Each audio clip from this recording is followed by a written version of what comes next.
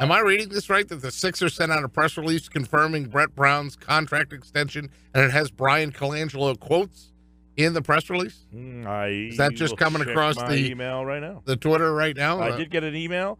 I do have a press release, and it is Brett Brown agreeing to an extension. And there's quotes from Colangelo in there. That's the way to then not have to make him available. You put that out, and then that buys you a couple more days to continue your investigation. Is this the way the Eagles would handle things, John? Have a mess on their hands and then put out a press release?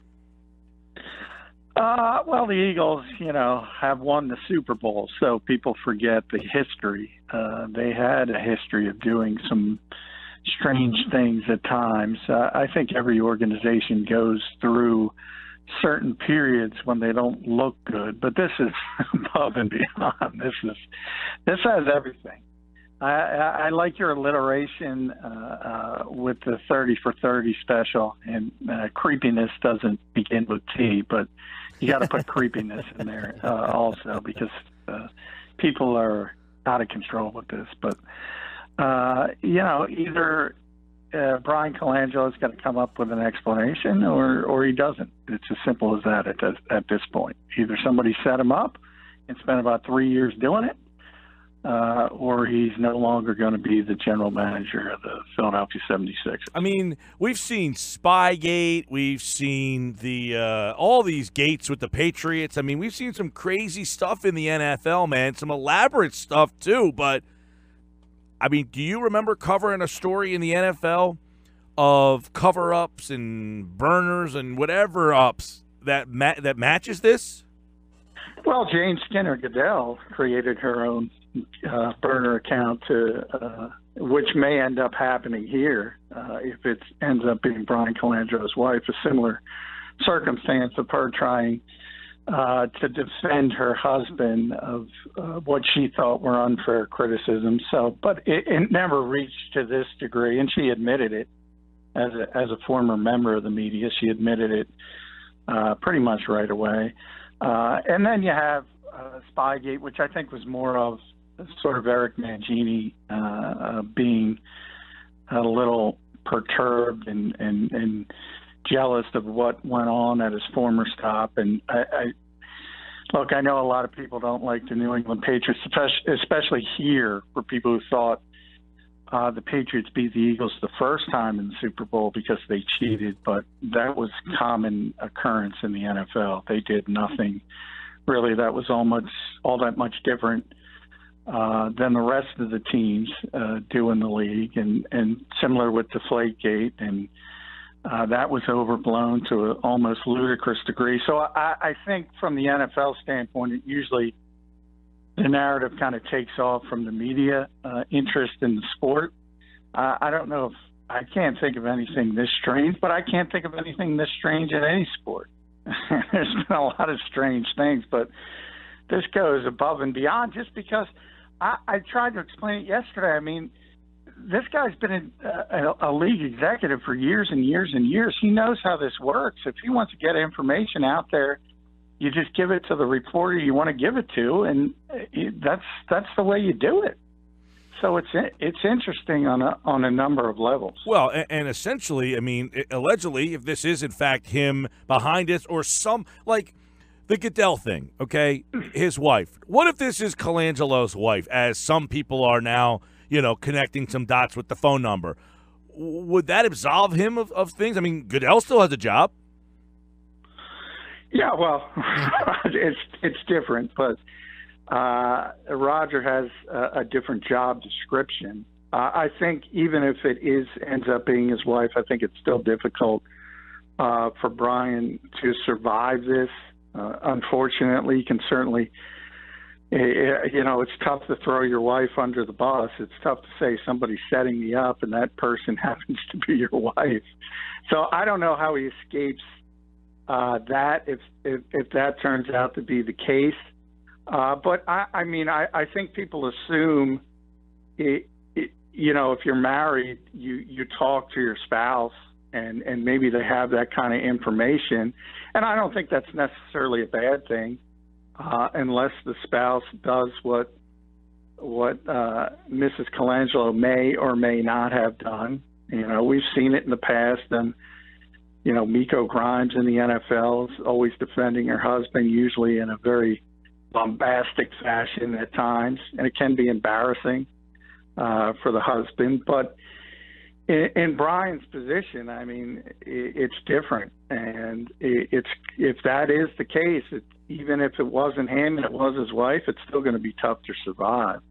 John, even if it wasn't him, if it was his wife, if it was an outside source, like Mike and I have gone back and forth about, was there somebody with a Sam Hinkie-ite out there that possibly could have cooked this up? How much damage, in your opinion, has been done to the organization for the timing and just the bizarreness of this story? I don't think it's by any means devastating, as long as they move along quickly.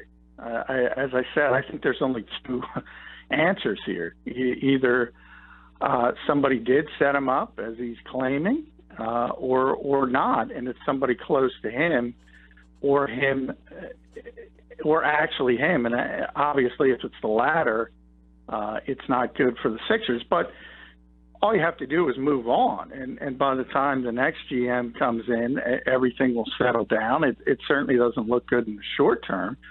But I don't think it's devastating from that standpoint. Now, if you want to go deep into the conspiracy theory, and he is being set up, who's ever setting him up, that would be devastating for them. To take the time, Mike and I joked yesterday when you were gone, Pete, I mean, people create burner accounts to insult us. I can't believe people have the time to do this. Now, take that one step further. You're going to set these things up and do it over 3 years or whatever. I mean, that's a sickness.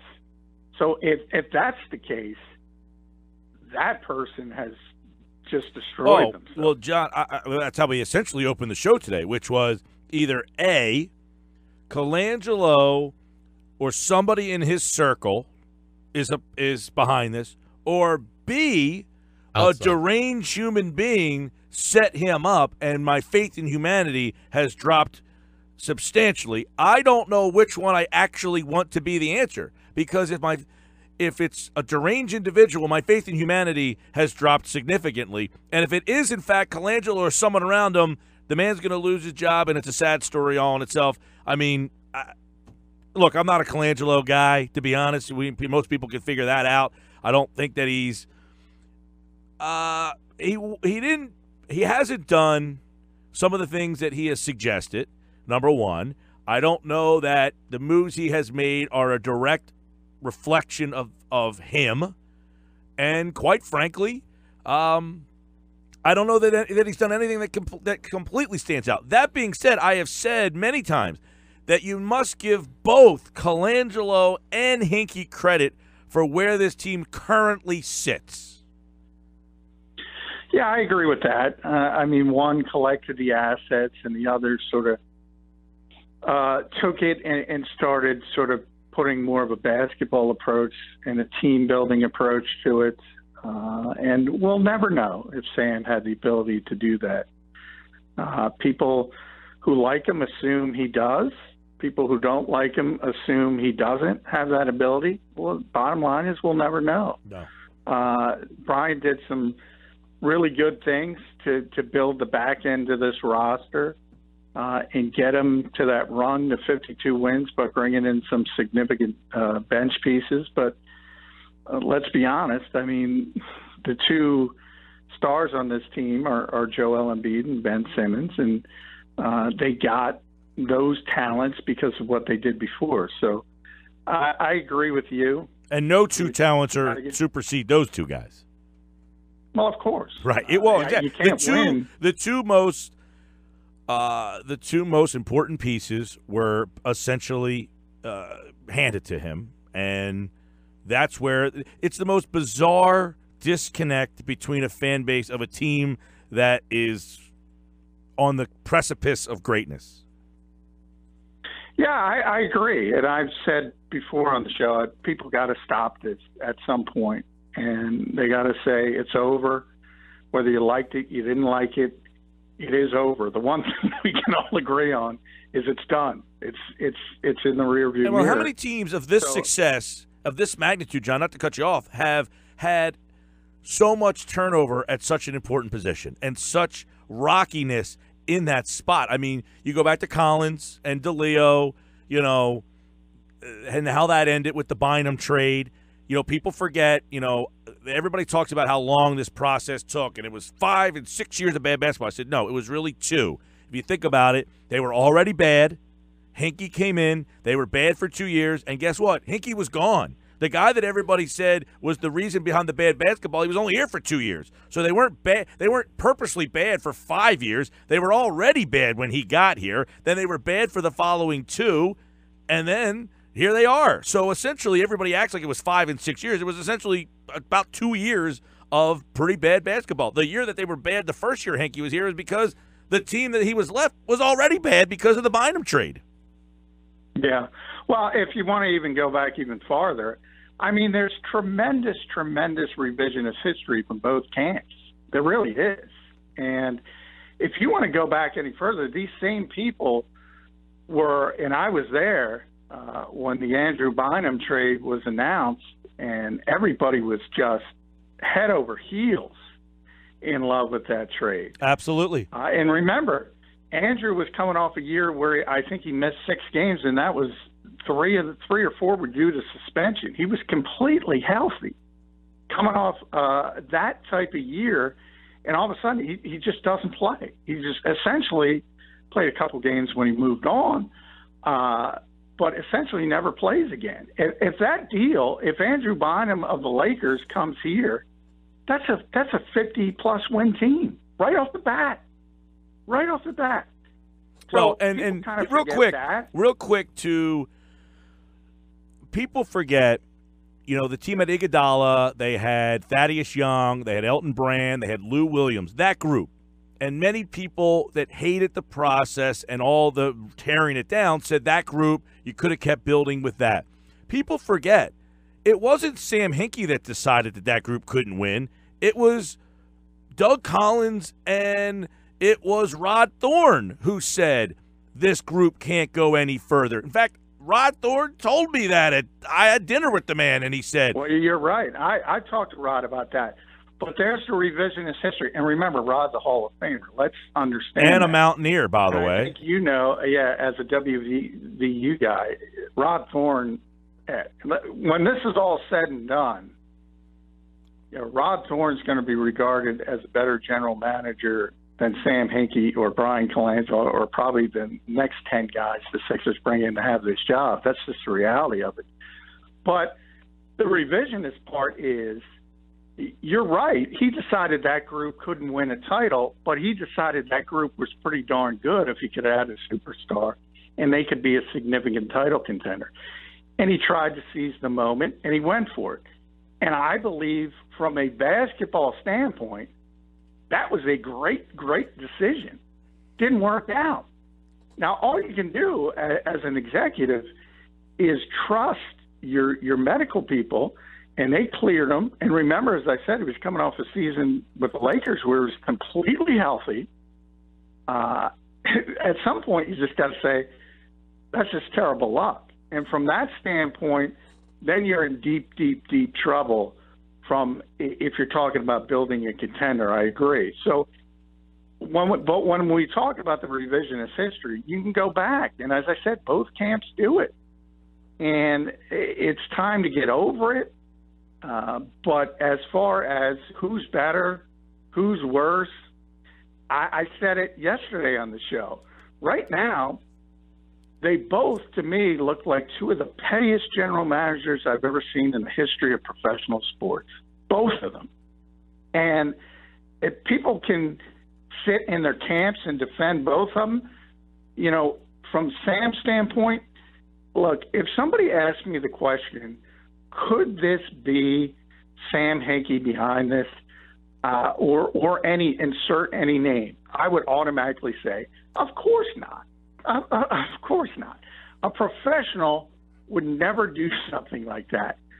But there's 5 to 10% of me that says maybe this guy's involved. John? And I bet you guys think the same way.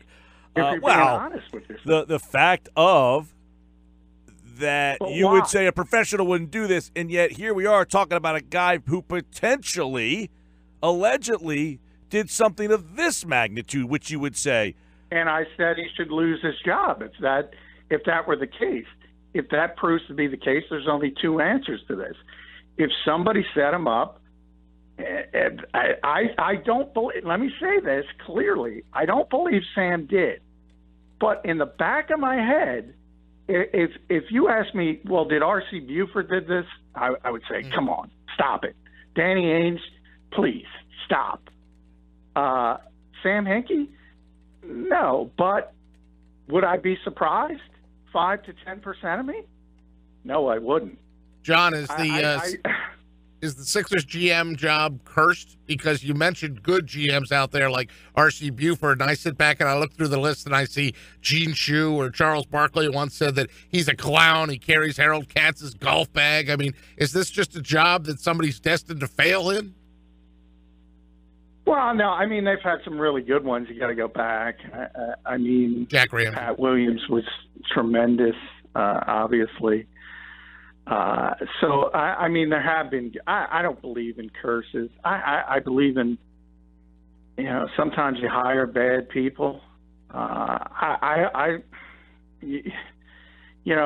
We talked about, I can't envision Bryan Colangelo doing this.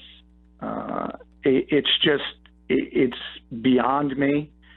So I hope he's not involved, because it would show an extreme lack of professionalism.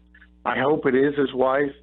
I hope it is somebody close to him or somebody of that nature, and he didn't have any information for his sake. And before, I talked yesterday with Mike about the manifesto. If you look at Jack Del Rio, for instance, this is what you do if you're a coach or you're a general manager. Now, Jack Del Rio, that was his dream job. He's a California kid, loved the Oakland Raiders. Head coach of that team, devastated when he got fired. Devastated. What did he do? He thanked Mark Davis. He thanked the organization for giving him the opportunity. Why did he do it when he got fired? Because he wants to work again. I mean, that is just standard operating procedure. And this is what I said about Josh Harris. If this is the case, the second GM in a row showing a complete lack of professionalism, you have to start looking in the mirror and vetting guys. Now, I at the same time, while I say that, did I think Sam Hinkie was going to write a 14-page manifesto saying, I'm the smartest guy in the room? Did I think Bryan Colangelo was going to create burner accounts? No. Allegedly. A million times no on both counts, allegedly. Yeah. So, it's tough. Who do you blame? I don't know if you can blame anyone except the two people who are responsible for their acts, and hope it doesn't happen again. But I don't think it's a curse. Maybe some bad luck. Hey, Ed Stefanski just got another job, so you could be awful at your job and still get rehired. Well, that's the point, though, and that's a perfect example, Mike. And we talked about this a little bit yesterday. How many people love Sam Hinkie? How many people swear by Sam Hinkie? But yet Ed Stefanski has a job and Sam doesn't. Why? Because of the way he acted when he got fired. No owner wants to deal with that. Because as I also said yesterday. Well, the interesting thing is just to, when Roseman was essentially pushed away, you can make a case that he was not going to get hired by anybody else. That the only team that would take a chance on him is the current team. So if Hinkie essentially was to ever come back, it might be by the team that knows him the best.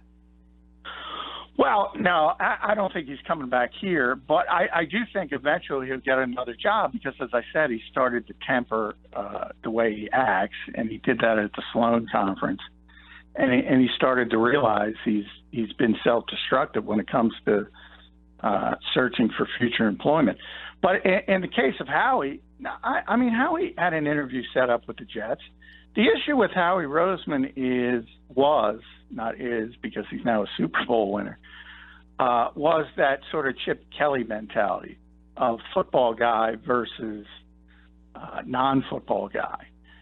And there are a lot of people in the NFL who want a football guy, a traditional football guy, and that's not Howie. But also, I think he would have gotten another job because he was professional. People liked him and liked working with him. And he sort of bid his time. And Howie won't tell you this, but, if you go way back, I was the first one who wrote about him potentially coming back. He stayed here for a reason because he saw, we talk about self-destructiveness, he saw that in Chip Kelly. And knew he would have another opportunity because of how close he was with Jeffrey Lurie. I don't think those two cases are all that parallel, except for the fact that some people would like Sam to come back. I don't even think that's in the Sixers' purview. I don't think in a million years they would consider that. John McMullen at JF McMullen as we continue to look at this unbelievably bizarre story. Johnny Mac, thanks, pal. Hey, thank you, guys.